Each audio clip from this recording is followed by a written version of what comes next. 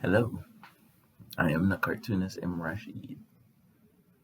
This cartoon was inspired from a really clever cosplay skit that a young woman did that I saw on Instagram, where you saw those where people will do the numerous split screen, and so she like dressed herself, created the costumes, and dressed herself as each of the muses from the Hercules uh, Disney movie, and lip synced the beginning song with the muses.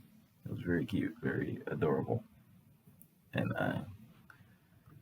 so I'm like looking at it, and then once I get past the novelty of the performance and stuff, and I start thinking about the muses and what they're actually saying, and then I looked it up, and I'm like, the Greeks and their how they considered history as part of the arts instead of part of the sciences.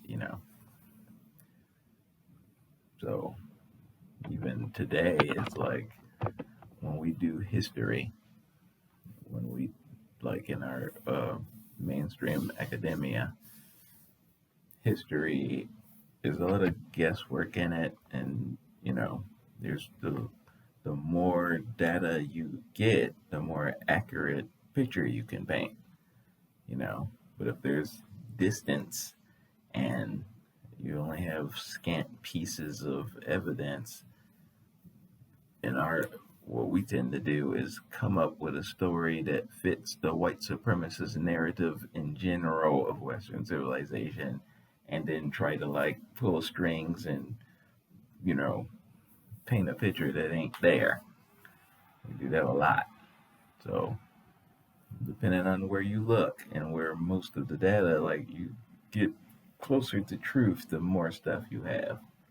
And if there's a beloved white supremacist piece of narrative that they don't want to let go, even in those cases, they'll be, they'll say stuff like, well, it looks like such and such, but, chances are it's, you know, then he'll say something crazy.